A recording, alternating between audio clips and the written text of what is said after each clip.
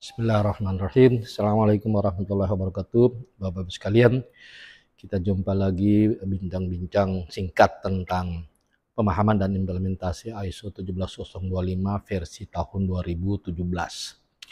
Nah, Bapak-Ibu sekalian, 2 hari berturut-turut ini, kemarin dan hari ini, kami melaksanakan pra-assessment dan gladi bersih terhadap 2 klien kami. Yang pertama, Laboratorium Lingkungan Kabupaten Kapuas di Kalimantan Tengah. Mereka akan dilakukan asesmen pada awal Februari sebagai lab lingkungan. Kemudian yang kedua, tadi kami melakukan pra-assessment dengan teman-teman Laboratorium Terpadu Universitas Nusa Cendana di Kupang. Mereka juga akan diakses atau akan dilaksanakan asesmen oleh KAN, Komite Akreditasi Nasional, awal Februari nanti, insya Allah. Nah, Bapak-Ibu sekalian, di dalam persiapan asesmen ini kami memberikan istilah gladi bersih dan pra-asesmen. Nah, kemarin dengan teman-teman lab lingkungan Kabupaten Kapuas, Kalimantan Tengah, kita telah diskusi tentang persiapan asesmen. Dalam hal ini mereka akan mengikuti joint assessment. Joint assessment sebagai laboratorium lingkungan sekaligus sebagai laboratorium pengujian berbasis ISO 17025. Nah, ada 3 persyaratan tambahan untuk sebagai laboratorium lingkungan. Nantinya teman-teman lab lingkungan Kabupaten Kapuas akan mendapatkan sertifikat akreditasi sebagai lab penguji berdasarkan ISO 17025 dan juga terregistrasi sebagai laboratorium lingkungan berdasarkan keputusan Menteri LHK, Lingkungan Hidup dan Kehutanan. Ada 3 persyaratan tambahan di dalam persiapan asesmen sebagai lab lingkungan, yaitu tentang sampling, kemudian pengelolaan limbah laboratorium, dan yang terakhir tentang implementasi SMK 3. Demikian pula kami lakukan juga tadi pra-assessment bersama dengan teman-teman Laboratorium Terpadu Universitas Nusa Cendana di Kupang. Nah, dalam hal ini mereka telah mendaftar, kemudian akan diakses di awal Februari nanti. Tetapi perlu kami informasikan bahwa ada kebijakan KAN jika laboratorium pengujian mendaftar akreditasi, kemudian metrik sampelnya adalah metrik lingkungan, misalnya air permukaan, air badan air sungai dan air limbah, maka dari pihak Komite Akreditasi Nasional akan melakukan yang namanya witness lapangan, yaitu membuktikan kompetensi laboratorium di bidang pengambilan sampel. Nah, tadi telah kita diskusikan hal-hal apa yang perlu dipersiapkan oleh teman-teman laboratorium Universitas Nusa Cendana dalam hal sampling. Yang pertama adalah menyiapkan legal aspeknya, legal aspek tentang PPC. Kemudian mempersiapkan hal-hal apa yang harus dibawa sebelum ke lapangan, namanya protokol sampling. Kemudian menerapkan jaminan mutu di lapangan, jaminan mutu kontrol kontaminasi wadah, kontrol kontaminasi alat, kemudian split sampling, dan yang terakhir adalah duplikat sampling. Kemudian melakukan pengukuran parameter lapangan, kemudian melakukan treatment sampel, misalnya disaring atau diawetkan. Nah, ini secara umum telah kami jelaskan kepada 2 laboratorium yang kami dampingi, yaitu Laboratorium Lingkungan di Kapuas dan Laboratorium Terpadu Universitas Nusa Cendana Kupang. Nah, bincang-bincang kali ini Bapak-Ibu sekalian, kita coba mendiskusikan ya persiapan asesmen untuk pembuktian kompetensi laboratorium yang berbasis ISO 17025, yaitu di laboratoriumnya. Sebagaimana telah kita pahami Bapak-Ibu sekalian bahwa definisi atau terminologi asesmen adalah pembuktian kompetensi laboratorium oleh badan akreditasi. Dalam hal ini oleh Komite Akreditasi Nasional yang diwakili oleh tim asesor. Nah, kita garis bawahi pembuktian kompetensi laboratorium. Tentu saja ada yang harus kita buktikan kompetensinya. Kompetensi yang perlu kita buktikan di hadapan tim asesor, yang pertama adalah kompetensi tentang konsensus ISO 17025 yang meliputi 5 persyaratan atau 5 klausul, itu persyaratan general, persyaratan struktural, persyaratan sumber daya, persyaratan proses, dan persyaratan manajemen. Nah, ini rujukan pertama yang harus kita buktikan kompetensinya di hadapan tim asesor. Dan perlu juga kami sampaikan bahwa asesmen itu bersifat sesaat, standarnya 2 hari. Efektif time-nya dikurangi dengan waktu istirahat dan seterusnya, maka efektifnya mungkin hanya 1,5 hari. Nah, itu yang harus dibuktikan oleh teman-teman laboratorium, yaitu tentang kompetensi konsensus ISO.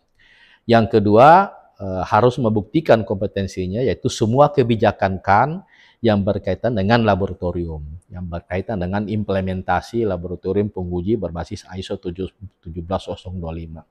Yang ketiga yang perlu dibuktikan kompetensinya jika ada, yaitu tentang regulasi terkait. Nah, ini Bapak Ibu sekalian 3 rujukan utama yang harus dipersiapkan oleh teman-teman laboratorium untuk ditunjukkan kepada tim asesor KAN tentang kompetensinya. Terus kemudian bagaimana kita membuktikan kompetensinya? Sebagaimana sudah sering kami sampaikan, kita menerapkan formula DIR.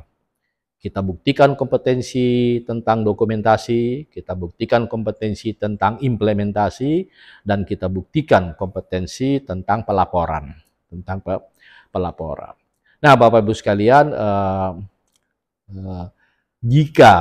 jika dokumennya sudah lengkap, dokumen tentang konsensus ISO, kemudian dokumen tentang semua kebijakan KAN, dan dokumen regulasi terkait jika ada, kemudian telah kita implementasikan, dan kemudian ada pembuktiannya secara visual, artinya traceable, tertelusur semua kegiatan kita secara visual, maka ini merupakan modal awal untuk gampang lulus. Namun Bapak Ibu sekalian, sebelum kita diskusi lebih jauh, ada beberapa kata kunci untuk sukses asesmen. Yang pertama, teman-teman laboratorium menunjukkan aura yang semangat, bahwa kelihatan kita semangat, tidak menunjukkan bahwa kita malas-malasan, jadi kelihatan ceria. Kemudian yang kedua, kita berusaha untuk mengakrabi tim asesor. Tentu saja setiap orang di antara kita mempunyai banyak pengalaman bagaimana supaya kita bisa akrab dengan orang. Orang yang kami maksud adalah tim asesor. Kemudian yang ketiga adalah menyiapkan dokumen-dokumen yang akan ditanyakan oleh asesor. Apa saja? Yang pertama kita siapkan dokumen terkait, dokumen internal dan dokumen eksternal. Dokumen internal terdiri atas dokumen quality manual, prosedur-prosedur, kemudian instruksi kerja metode, instruksi kerja alat, dan instruksi kerja sampling. Kemudian kita siapkan formulir-formulir yang sudah diisi, ini berkaitan dengan dokumen, plus master list dokumen. Kemudian kita juga menyiapkan dokumen-dokumen eksternal yang terkait. Nah, ini berkaitan dengan kompetensi dokumen. Kemudian formula yang kedua implementation. Berarti teman-teman laboratorium menyiapkan sebelum ditanya oleh asesor laporan-laporan implementasi. Apa saja?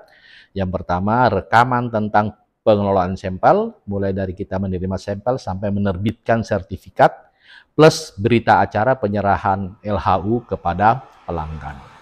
Kemudian yang kedua, laporan validasi metode uji.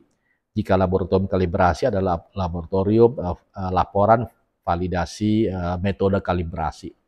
Kemudian laporan tentang uji kompetensi personil, kemudian laporan survei kepuasan pelanggan, kemudian laporan uji profesiensi, uji banding, Kalau uji profesiensi wujudnya berupa sertifikat yang dikeluarkan oleh PUP, tetapi kalau tidak ada PUP maka kita membuat laporan uji banding. Kemudian laporan penerapan jaminan mutu, kemudian sertifikat kalibrasi, kemudian rekaman uji kinerja alat, kemudian laporan audit internal, laporan kajian manajemen atau manajemen review, dan rekaman tentang identifikasi risiko. Nah, ini yang perlu kita siapkan. Nah, ini formula strategi kedua. Strategi pertama tadi kita berusaha berpenampilan ceria, kemudian yang kedua kita akrabi asesor, yang ketiga kita siapkan dokumen-dokumen terkait yang kita duga kuat pasti ditanyakan oleh tim asesor. Kemudian yang keempat, kita menunjukkan sebelum ditanya. Jadi audit yang bagus adalah audit yang mempersiapkan pertanyaan-pertanyaan, kemudian menunjukkan kepada tim asesor sebelum ditanya. Ya, baik Bapak Ibu sekalian, itu beberapa beberapa formula. Kemudian yang menarik juga di dalam asesmen ini kita usahakan standby di tempat. Standby di tempat sebelum asesor datang. Baik itu pada proses menjelang opening seremonial, teman-teman laboratorium sudah standby di tempat. Kemudian sebelum asesor masuk ke laboratorium, kita sudah standby di laboratorium. Kemudian kita berusaha untuk menunjukkan sebelum ditanya. Nah, itu Bapak Ibu sekalian beberapa kegiatan penting yang telah kami diskusikan tadi dengan teman-teman laboratorium Universitas Nusa Cendana di Kupang.